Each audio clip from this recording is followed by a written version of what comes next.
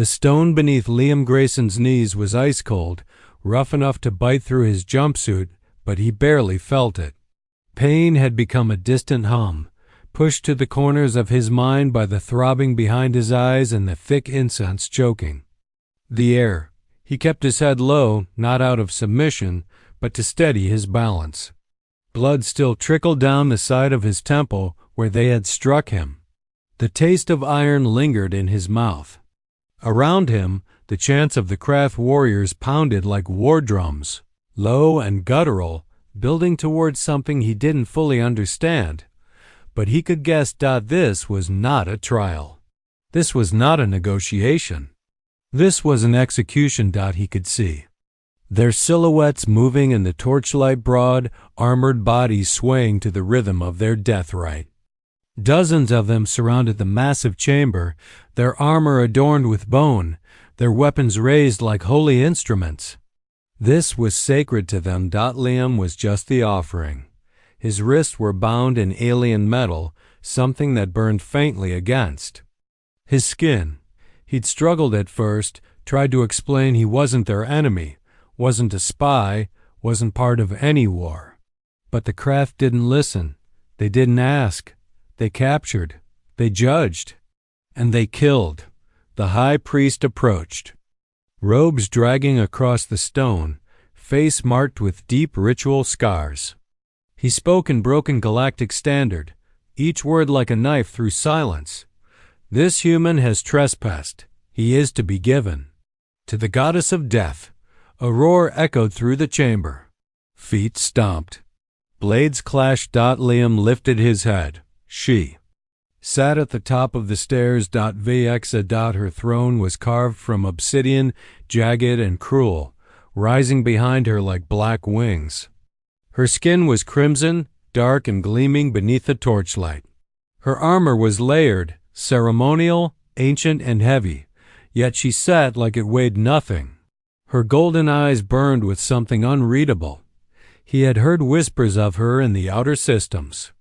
The living goddess, the executioner queen. The blade made flesh. Now she watched him. She didn't speak. She simply stared. Liam refused to look away. His heart pounded in his chest, but he held her gaze. If this was how it ended, he wasn't going to die on his knees like some whimpering stray. He wouldn't give them that. The priest turned to her, arms raised. Great Vexa, how shall he be offered? Vexa rose. A sound rippled through the warrior's sphere, reverence, expectation. Her tail, long and bladed at the end, slid against the stone like a coiled viper ready to strike. She descended slowly, each step deliberate. The air around her shifted, heavy with command. Liam clenched his jaw, ready for whatever came. She stopped before him. Silent. Then she reached down and gripped his chin. Her touch was unyielding, fingers like iron, eyes searching his as if peeling back the layers of his soul. His pulse thundered, but he didn't flinch. Finally, she spoke. Her voice was low, smooth, and final. No. The priest blinked. Goddess, I will not take this one's life. Chaos erupted. Warriors shouted. Confusion tore through the room like a storm. The priest protested. But the rites, Vexa turned slowly, her voice a command that cut through noise like a blade. I invoke the right to claim. Liam's stomach twisted. Claim? You mean as a servant? The priest asked. No, Vexa replied, her gaze never leaving Liam. I want this one. And just like that, the room fell silent. The craft didn't move. Liam felt every stare. Every blade that had been raised for his death now paused in uncertainty. A warrior behind him growled and slammed a blade hilt into Liam's side. He gasped, folding forward until Vex's tail flashed like lightning. It stopped, just short of impaling the warrior's throat. The warrior froze. Vex's voice was cold. Touch him again and die. She didn't even glance at the offender. She looked only at Liam. He will come with me, she said. Before he could speak, The bindings on his wrists were undone. 2 guards approached not to shackle him, but to escort him. He rose slowly, disoriented. The chanting had stopped. Even the torches seemed dimmer now. The path ahead was unclear, but death was no longer behind him. He was being taken deeper into the temple, into her private chambers. He didn't know what that meant. Wasn't a prisoner anymore, but he wasn't free either. The doors shut behind him with a deep, echoing thud, and Liam Grayson knew whatever life he'd had before was gone. 2 Krath guards flanked him in silence, their obsidian armor clinking faintly as they marched him through a dim corridor lit only by slow-burning braziers. The flames painted flickering shadows along the carved walls, each panel depicting ancient scenes of war, sacrifice, and ascension. Warriors being crowned in blood, beasts torn apart for glory, bodies kneeling before a towering figure with glowing eyes and a bladed tail. The air grew warmer. The deeper they went, heavier. The scent of incense thickened until it clung to Liam's lungs like smoke. The farther they walked, the more his steps slowed. His body still throbbed from the earlier blows. But the ache wasn't what made him falter. It was the silence. No chains. No cages. No orders. Just this surreal procession through sacred stone. Halls, like he was some kind of honored guest, though not one welcome. They stopped before a pair of towering doors etched with shimmering crimson lines that pulsed like veins under the surface. Without a word, the guards turned and walked away. Liam stared at the doors, unsure whether to knock or run. They opened on their own. He took a breath and stepped through. The chamber beyond was massive vaulted ceilings carved from mountain rock, lit by suspended globes that glowed with a soft, silvery pulse. In the center stood a fire pit, the flames contained by a circle of black stone. Along the far wall, a platform held a bed large enough for 5 people, draped in dark crimson fabric. Weapons of alien design lined the surrounding walls. And there, standing before a low altar, her back turned, was Vexa. She was no longer wearing her ceremonial armor. Instead, a dark robe wrapped around her frame lighter, unarmored, but no less intimidating. Her long tail swayed in slow arcs behind her, the blade glinting faintly. Liam froze. He could hear her breathing, steady, calm, deliberate. He considered speaking, then didn't. He hated the silence more than anything. Finally, without turning, she said, "You are afraid." Liam snorted quietly. "I've had better mornings." Vexa turned. Her golden eyes met his like fire meeting water. "You faced death," she said, "yet you did not kneel and surrender." Liam shrugged, trying to hide the tremor in his hands. "I figured groveling would only make you kill me faster." A strange flicker passed through her expression. "Amusement. Double quotes, perhaps," she said. "Or perhaps it would have made you like the others." He stepped forward slowly, crossing the chamber with careful steps. "And what exactly do you think I am now?" Vexa studied him, claimed. "Yeah, that word keeps coming up," Liam muttered. "Not a fan, by the way." She approached him then, slow and graceful like a predator, her eyes never blinking. "Do you know what it means to be claimed by a goddess of death?" Liam's mouth was dry. "I'm guessing it's not a retirement package." Vexa stopped, just short of him. To be claimed is to be protected, shielded, but it is also to be tested, shaped. Tested for what? For purpose. The silence returned, thicker than before. Liam exhaled slowly. "Look, I didn't ask for any of this. I was just trying to fix my ship, land quietly. Didn't know this place was holy ground." Vexa tilted her head. "Intention does not erase consequence." Liam stepped back. "And claiming me. Was that about intention or consequence?" She didn't answer. Instead, she turned and gestured to a doorway on the far side of the chamber. "Your quarters are there. Food will be brought. You will rest." Liam narrowed his eyes. "And then what?" Vexa paused. Then you will begin. She. Left without another word, Liam stood alone, surrounded by flames, stone, and weapons of a culture built on conquest. Begin what? He didn't sleep that night. The room he was given was spacious. Almost lavish soft furs lining the bed, a private basin of shimmering water, a low shelf stacked with food. But the walls were cold, and the silence louder than any prison.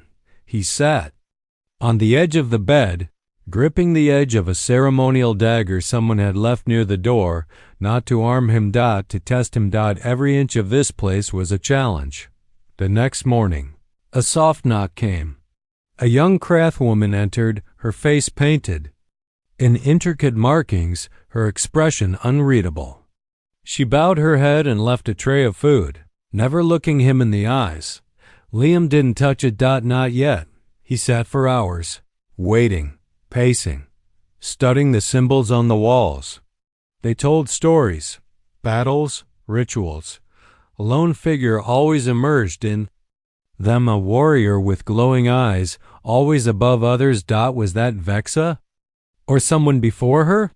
The door opened again. Vexa stood there. No guards this time. No ceremony. Come, she said. Liam stood slowly. To where? You wanted to know what comes next. He hesitated. Yeah, now you will see. He followed. She led him through another winding hall, past chambers carved from mountain heart, past warriors who stepped aside with respectful silence. They all watched him, not with hate, not even contempt. With curiosity. As if waiting for him to prove something. They entered a vast open space, an arena beneath the sky, walled by black stone, the scent of sweat and blood hanging in the air. Warriors, trained in formation, blades clashed. Roars echoed. Vsa led him to the center. This is the proving ground, she said. Liam turned, uneasy. And what exactly am I supposed to prove? Vexa looked at him with a gaze that weighed. That my choice was not a mistake. The arena was colder than Liam expected. Not in temperature, but in how it looked at him. Not the warriors, not the weapons, not the stone. The place itself, as if it had memory.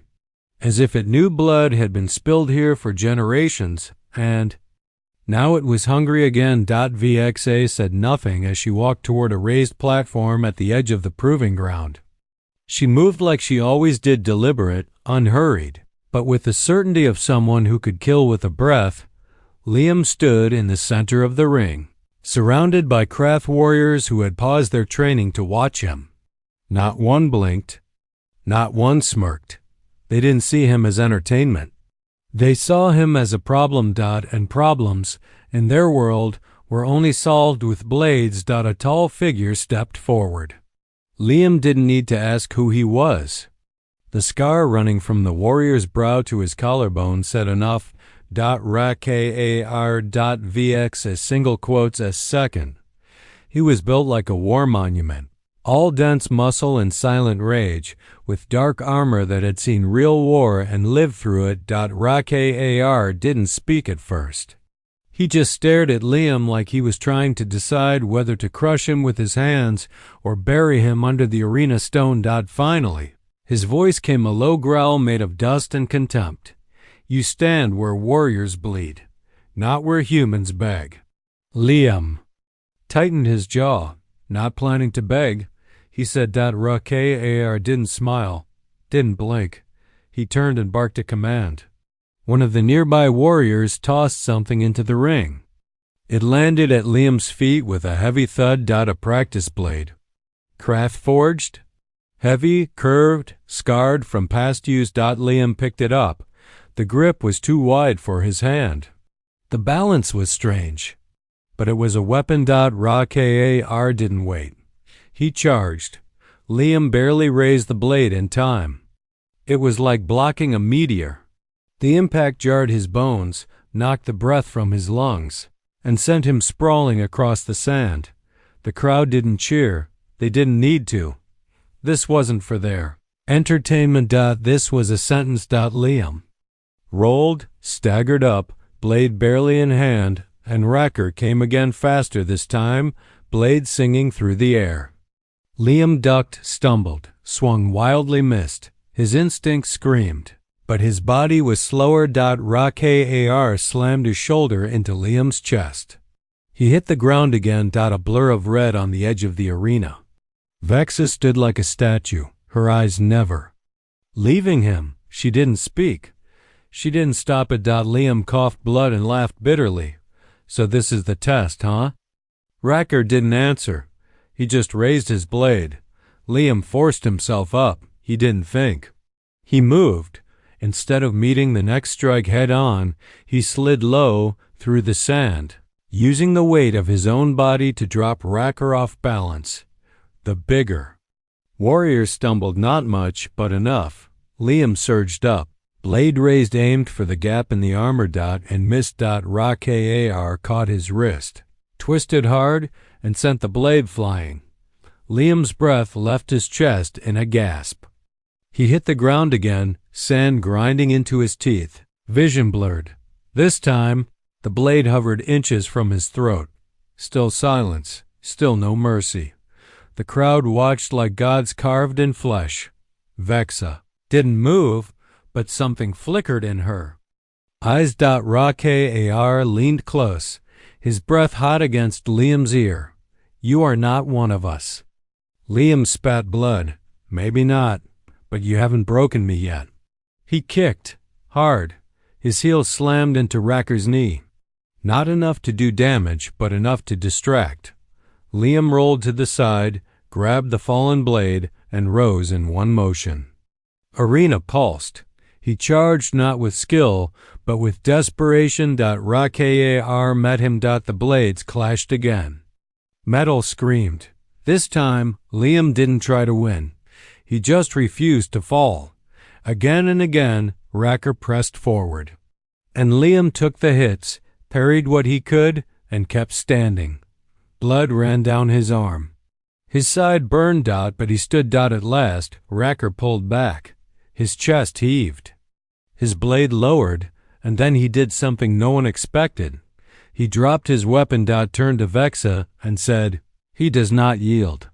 Vexa's tail curled slightly. Her voice rang through the silence. That is enough. No roar from the crowd. Number. Celebration. Just a quiet shift. Respect. Recognition. Racker stepped back. The warriors parted. Liam fell to one knee, not in defeat, but exhaustion. Vexa walked forward. Stopped beside him. Her hand reached out. Not to pull him up, but to steady. A gesture no craft made lightly. He looked up at her, vision still swimming. You planned this. I revealed it, she said. You survived. Liam exhaled. Barely. But still, Vexa replied, you stand. The crowd dispersed slowly, but their eyes lingered, and this time no one looked at him like prey. They looked at him like possibility. The sky above the temple turned dark long before night fell. A storm rolled in over the peaks, its clouds violet and low, coiling around the black mountains like a crown of smoke. Thunder grumbled through the stone corridors of the craft's stronghold. Vibrating in the bones of those who walked within it, Liam stood beneath the arch of the western corridor, his body still bruised from the trial with Racker. The wound on his arm had been wrapped in strange woven silk that cooled his skin, but the ache in his ribs still flared with every breath. Yet he wasn't thinking about pain, he was thinking about how everything had shifted. In the days since the arena. The way the warriors looked at him had changed. They no longer sneered. They watched. They nodded once when he passed, just once. No words. In their culture, that meant he existed now, not as prey. Not as a guest. As something between a challenger and a threat, but the silence around him wasn't safety. It was tension waiting to break. The storm inside the walls had nothing to do with. Rain. Vexa summoned him again, this time not to her chambers, not to the proving grounds. To the sanctum, The room was older than the rest of the temple. Older than the craft, maybe. Liam had never been there before, but he could feel its weight the moment the door opened. 2 guards escorted him through an arched threshold into a domed chamber with no fire, no sound, just the slow drip of water from a crack in the ceiling. And a circular table made of black stone. Vexa sat alone, her armor traded for a robe of deep gray, her blade resting beside her like a living thing. She gestured for him to sit. Liam did. Cautiously. He had learned not to trust comfort in this place. You are not ready, she said. Liam frowned. For what? For what you represent. The room went colder. She reached forward and placed something on the table. A small metallic ring, flat, unmarked. This is from your ship, she said. Liam single quotes S breath caught. He hadn't seen anything from the Crimson Arrow since the day they ripped him out of its cockpit. He picked it up. It was the navigation stabilizer cap. Damaged. Bent. Your crash was not an accident, Vexa said. Liam looked up sharply. The guidance systems were altered. Someone wanted you to land here. Near the Forbidden Peaks. Near this temple. Who? He asked. She didn't answer. Instead, she stood and walked toward the far wall, pressing her palm against a carved panel. It slid open with a hiss. Beyond it, glowing murals. Symbols in gold and blood red. The chain, she said. Liam stepped forward. What is this? A prophecy. One the High Warlords no longer speak of. She traced her fingers along the image. Of 2 figures, one draped in shadow, one wrapped in light. There would come a day when the goddess of death chooses mercy. And that choice would break the old order. Liam's chest tightened. You think that's you? No, Vexa said. Her eyes met his. Double quotes. I think it's us. The silence cracked. He stepped back. This is bigger than survival, she said. This is about what happens after power. What happens when fear is no longer enough? Your people don't want change, Liam said. They want control, she nodded. And now they question mine. Liam sat again, staring at the stone table. Why me? Vexa moved closer, slowly, her voice low. Because you looked at me and didn't flinch. Because you stood in a ring of killers and didn't beg. Because you don't want this place to accept you, you want to survive it on your terms. Her tail flicked once behind her. You are the first thing in centuries they cannot define. And that frightens them more than war. Thunder cracked overhead. The door opened. Rikar stepped in, face unreadable. He bowed his head to Vexa. They have called a summit, he said. The High Warlords? Yes, they demand you present him. Liam stood slowly. Present me? Vexa's voice was steady, but her eyes burned. They want to see what I've chained myself to. Liam's throat went dry. And if they don't like what they see? Then we both die, she said. Rikar handed Liam a piece of ceremonial armor, black plates with crimson trim. Lighter than it looked. Designed not for battle, but for symbolism. You don't wear this to fight, Racker said. You wear it to be judged. Liam stared at the armor. The silence stretched. Finally, he looked at Vexa. And what happens if I do pass their judgment? Her answer was quiet. Then they fear us even more. And somehow, that was worse.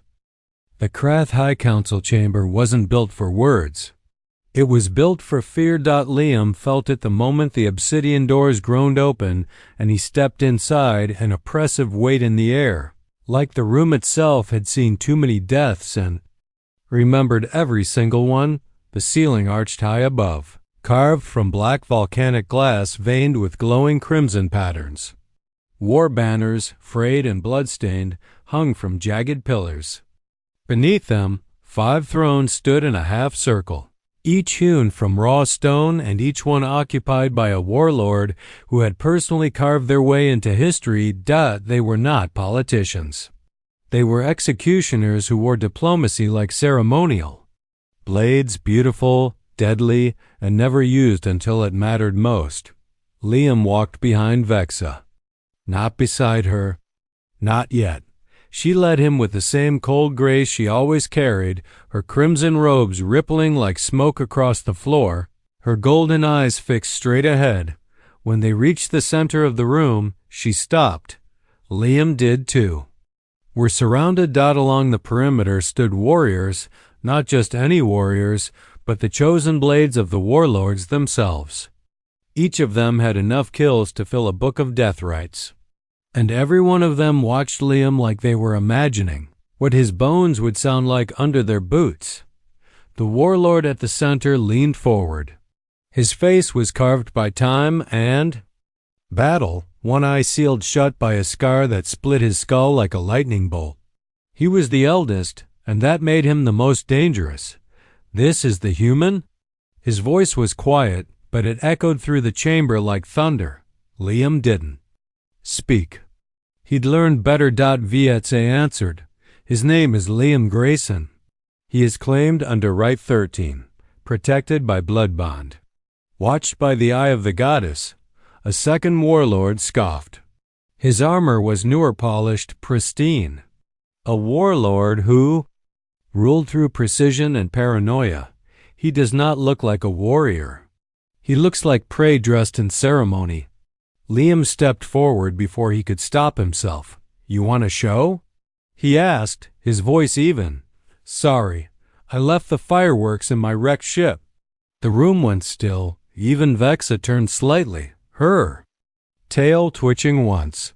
The youngest warlord, a woman with twin curved blades across her back and a serpent tattoo coiled around her throat, leaned forward. You are bold. No, Liam replied. I'm tired. Tired of being sized up by people who haven't bled for me the way I bled for your arena. The eldest warlord's eye narrowed. You challenge us in our court? I don't challenge, Liam said. I survive. And apparently, that's rare enough here to cause panic. A silence bloomed. Then a cold chuckle from the farthest throne. Ray Kar stepped into the circle without being summoned. Permission to settle the matter, he said. Vx a single quotes his jaw tightened, but the eldest warlord nodded. Double quotes granted. Racker turned to Liam. No blades, he said. No excuses.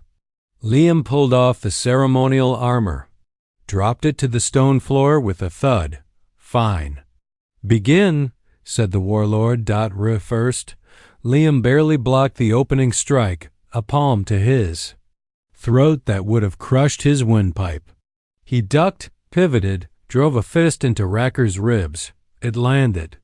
Barely. Kar spun, swept Liam's legs out from under him. He hit the floor hard, breath torn from his lungs. He scrambled to his feet. His chest screamed with pain. Kar charged. Liam sidestepped, let the larger warrior's weight carry him forward, then slammed an elbow into the back of his neck. It stunned Racker. Not enough to drop him, but enough to remind the chamber this wasn't a mock fight. Liam had learned their rhythm, their weight. And he was still standing. The next hit knocked him halfway across the floor. Kar didn't chase.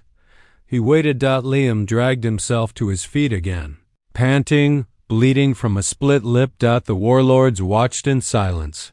Warriors did not shout or cheer here.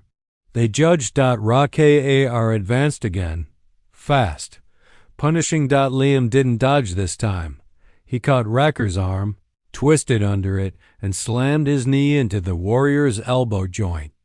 The crack echoed. Kar snarled, more impressed than angry, and swung. Ducked. Rolled. And came up behind him. He didn't strike, just stood there, his fists up, his chest heaving. Kar turned slowly. Then dropped to one knee. He fights like he's already dead, Racker said. And that, he added, is the only way to survive us. The chamber was dead silent. Vsa stepped forward, her voice calm but absolute. He does not break. He does not beg. He is mine. The youngest warlord tilted her head, And if he becomes more than yours? Vexa turned to her. Then he becomes ours. The eldest warlord stood. So be it. The chain has moved. Liam blinked. The chain? Vexa turned to him, voice low. You'll understand soon. The warlords left in silence, but the storm had already begun. The storm outside had broken by nightfall, but inside the craft temple, something far more dangerous was beginning to form. Liam stood in the shadow of the prophecy chamber, staring up at the ancient wall carvings that flickered under the light of the ritual flames. Gold and blood-red symbols danced across the stone, some so faded they looked like ghosts etched in ash. Figures clashed, bowed, bled. And always, in the center of it all, a goddess stood above the chaos, her blade raised in silence. He traced the image with his eyes, heart still pounding from what had happened in the council chamber. He had fought Racker in front of the high warlords and survived. He had heard his name spoken in a room where names usually ended in execution, but none of it felt like a victory. Not when he saw the way Vexa stood now, not when he saw the change in her eyes. She leaned against the far wall, the firelight, casting shifting shadows across her crimson skin. She looked like a statue carved from war and regret. Not silent from pride, but from calculation. They accepted you, Liam said. Breaking the silence. Vexa didn't look at him. No, she replied. They tolerated you. He stepped closer. Then why didn't they kill me? Because killing you would have proved me wrong, she said. And they needed me to be right for now. Liam exhaled. So this isn't over. Her gaze snapped to him, golden, cold. It hasn't even begun. The next day, the tension inside the temple turned sharp. There were no smiles in the corridors. No bowed heads from the warriors. Instead, there were whispers, tightened grips on weapons. Eyes that lingered too long. Someone moved a ceremonial blade from the war hall.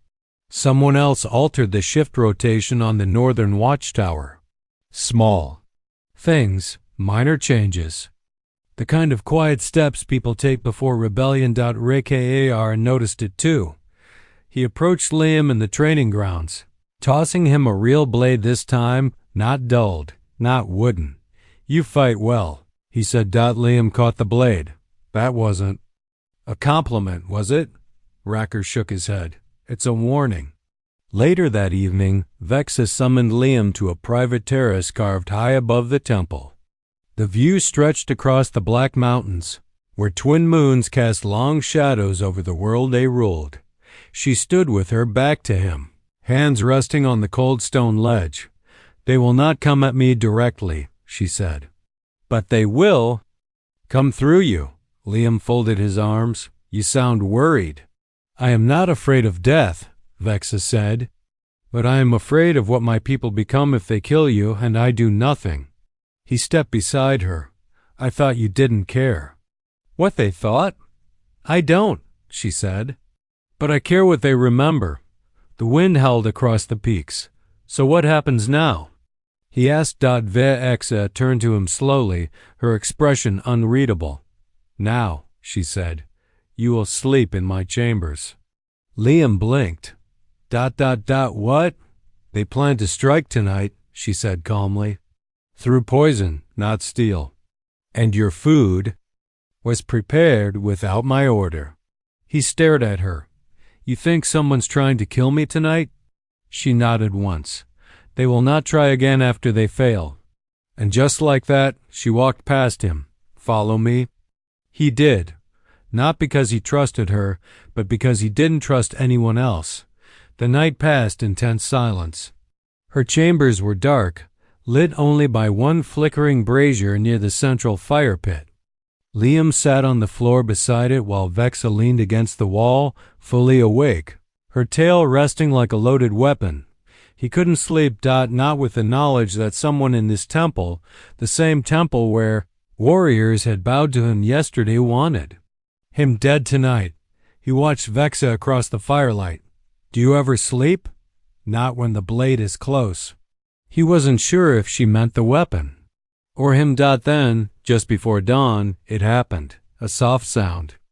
A shift in the wind. Vexa moved so fast the brazier nearly went out from the rush of air. She crossed the room, tail lashing, blade drawn. By the time Liam scrambled to his feet, she had a figure pinned against the wall, one of the temple servants, her hand still holding a vial of dark liquid. The girl didn't speak, didn't beg. Just stared at Vexa with defiance. Vexa whispered something in the Kreth tongue, low, ancient. Then turned to Liam. She's not the only one. The girl was dragged away. The sun rose over the temple, and with it came a new understanding. Liam was no longer the outsider. He was the pressure point. And someone inside the temple wanted to press until the entire dominion shattered. Vexa stood beside him on the high balcony as the warriors gathered below for the morning rites. You asked what happens next, she said. He nodded. Now, Vexa said, we give them a reason to fear something more than change. And what's that? She looked at him. Us. The temple burned with silence, not fire, not war, not yet. But the kind of silence that comes before blood is spilled, when even the wind holds its breath. Liam stood alone in the center of the grand chamber, his footsteps echoing off the hollow stone as he approached the inner sanctum. He wasn't flanked by guards. Not this time. He was summoned. Alone. The high warlords had called for him again, but not for judgment, for a reckoning. Vexa wasn't with him. She had tried to stop him from going. Her voice, normally steady and precise, had cracked when she said his name. That alone had shaken him more than any blade ever could. If you go in there without me, she warned, they'll try to take you apart from the inside. He had gone anyway, not to be noble, not even to prove her right, but because someone had to show them he wasn't afraid to stand in a place where history was written in blood. And he wasn't afraid of dying anymore. What frightened him now was what would happen if she broke. The doors opened. The chamber was empty. The thrones were unoccupied. But not for long. The warlords entered from 5 shadowed passageways, their armor polished, their blades ceremonial but sharp enough to cut through bone. They didn't take their thrones. They surrounded him. Liam didn't move. His hands hung at his sides. His weapon was gone, confiscated. Unnecessary, they had said. The eldest warlord spoke first. You have survived more than we expected. Liam kept his voice calm. Disappointed? Curious, the youngest said, stepping forward. Do you understand why you're truly here? Liam glanced at the symbols etched into the chamber floor. He'd read them now. Learn the words, because I broke something. No, the third warlord corrected. Because she broke. The room went colder. Vexa has stood as a goddess of death for 70 cycles, the elder said. She has ended wars with a whisper. Armies kneel when they hear her name. The fourth warlord sneered, and now she hesitates. Because of you, Liam stepped forward. Maybe she didn't break. Maybe she chose something else. You are not Krath, the elder snapped. You do not understand choice, only conquest. Liam's voice didn't rise. Then why did she choose me? No one answered. So he kept going. You think claiming me made her weak. But it didn't. It made her dangerous in a way you can't control. Because now she's not just a weapon. She's a decision. The youngest warlord's eyes narrowed. We cannot allow that decision to stand. Then what do you want? The elder warlord raised a sealed container. Within it Liam's blood, taken after the poison attempt. We will extract the chain. Liam froze. You can't just extract a blood bond. We have developed a right, the second said.